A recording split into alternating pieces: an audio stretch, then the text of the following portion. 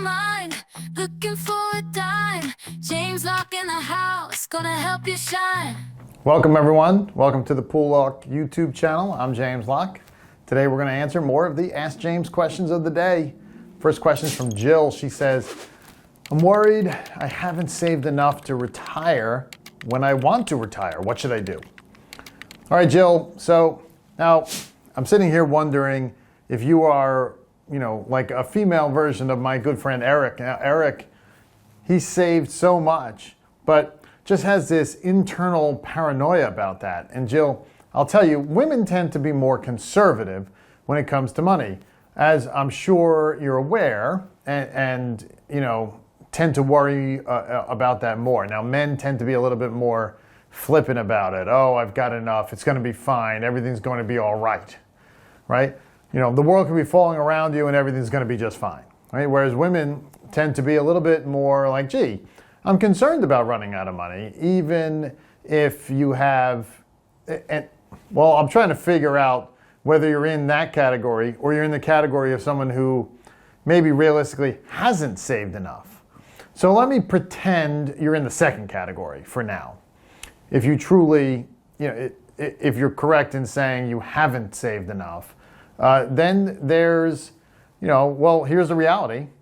You're smart to be worried about it. The real concern is for those people who say, gosh, I haven't saved enough, or they don't know that they haven't saved enough, and they're going to retire anyway, and they're going to spend, and they're not going to worry about it, right? Everyone in my family dies in their 70s, so I'm not worried about it, right? Well, and of course, Murphy's Law means you could be the one person that lives well into your 90s and has to worry about it. So, you're smart to be concerned. And remember, we always talk on this show and this YouTube channel about how if you're invested for income, you could take 4 or 5% out a year of your investment. Now let's dive a bit deeper into investing for income, which is crucial for those approaching retirement. When we talk about investing for income, we're looking at strategies that can provide a steady stream of income, of cash flow during your retirement years. This might include dividend-paying stocks, bonds, real estate investment trusts, or even annuities. The key is to build a diversified portfolio that can generate reliable income while still offering some growth potential to keep up with inflation. So you figure out, okay, how much you have saved. If you invested for income, just figure out what 4 or 5% a year of that is, and that can come out as income. So Social Security, add to that, and in pension, right? If you happen to be one of the lucky ones that still has one of those old-fashioned type pensions that pay you every month, income forever, and then you have an answer. Can I live on that? And if you can't, well, then it doesn't matter. That's still all you could take, though. All right. So now you have two choices, right? You could work part-time to supplement it, as long as you can't or can work full-time and not take the income. Just retire a little bit later, right? If you say I want to keep working. If you find that your current savings won't generate enough income to support your retirement lifestyle, don't panic. There are steps you can take to improve your situation. First, consider maximizing your contributions to tax-advantaged retirement accounts like 401ks and IRAs. If you're over 50, take advantage of the catch-up contribution. Second, look for ways to reduce your expenses in retirement. This might mean downsizing your home or cutting back on non-essential spending. Another strategy to consider is delaying your retirement by a few years. This has, a triple benefit. It gives you more time to save, allows your investments more time to grow, and can increase your Social Security benefits if you delay claiming them until 70. Now, Jill, good for you if you have that concern, right? But hopefully what I've shared with you here in better determining whether your reaction is more emotional or whether it really is a concern that, hey, maybe you haven't saved enough. Remember, it's never too late to start making positive changes in your financial situation. The key is to take action now and make informed decisions about your investments and retirement planning. Jill, thank you for your question. And I hope this advice helps you feel more confident about your financial future. So great question. If you had a question like Jill, you can send it in to us. You can email it to poolelock@poolelock.com. Moving on, our second question is from Peter. He says, I go to my advisor and I tell him I need more income. And he just says, okay, that's fine, and sends me a check in the mail.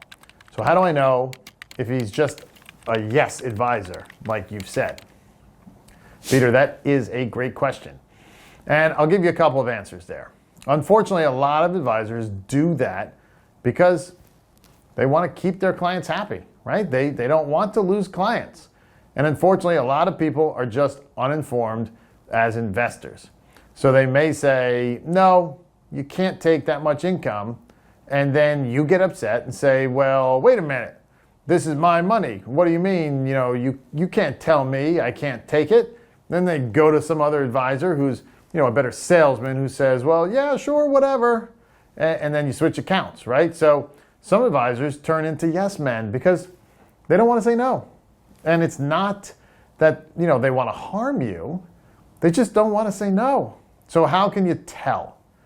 Well, the first thumbnail kind of sketch is how much income you've taken on, kind of taking on a regular basis and from how much money, right? If you add up all your accounts, and by the way, it's not per account, right? You might have 500,000 with one advisor, you might have 500,000 elsewhere, but you might be taking 40,000 of income from the one advisor account. Well, yeah, if that's all you had, that $500,000 for that one account, then you would be taking too much, right? But when you have $1 million, that 400,000 is 4%. So that may not be too much because the general rule is about 4% is what you can take. Now you could squeeze it to 5 if you're investing for income, like we always talk about, investing for the I first, G second, income first, growth second, right? But it's based upon your total liquid assets. So this approach to investing for income is crucial for retirees. It focuses on creating a portfolio that generates steady cash flow through dividends, interest payments, other income-producing investments. This strategy can be a mix. High-quality dividend-paying stocks, bonds, real estate investments, real estate investment trusts, perhaps even more alternative investments like MLPs, Master Limited Partnerships, or preferred stocks. But let's get more granular. It also comes down to how much interest and dividends your account is generating. So you need to go usually all the way to the right-hand column on your statement that says income, right? Figure out the dollar amount of the income actually, and then subtract the investment management fee from that and figure out what you're taking more or less. If you're taking any more than that number, then you're at risk of running out of money. So again, it's taking the income. And by the way, what if you don't have that right-hand column? A lot of statements don't have an income column because their advisors aren't income advisors. Well, then you have to dig a little deeper, and you're probably not getting enough income if they're not income advisors. Then you have to dig deeper, right? And you have to figure out, okay, how much interest and dividends is really being generated? And yes, why do you have to subtract the management fee? Well, because that management fee comes out of the interest and dividends.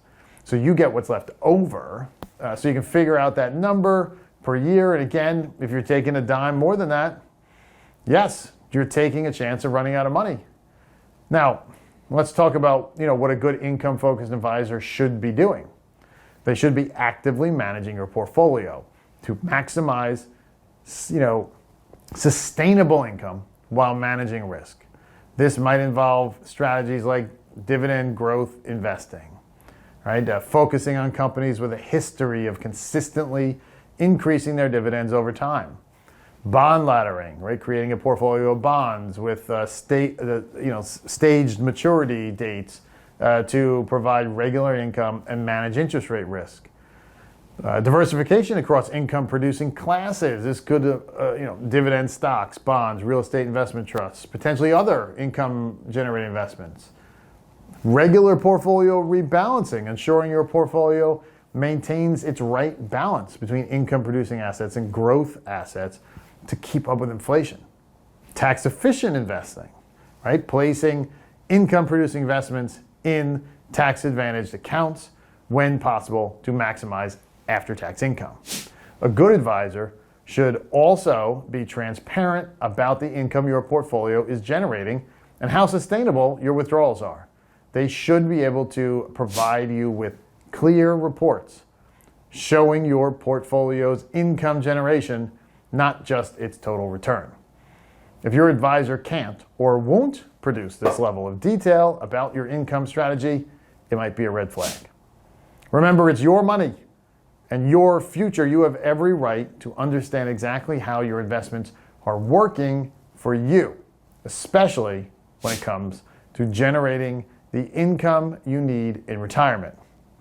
Peter, I hope this gives you a clearer picture of what to look for in an income-focused investment strategy and how to evaluate whether your advisor is truly acting in your best interest.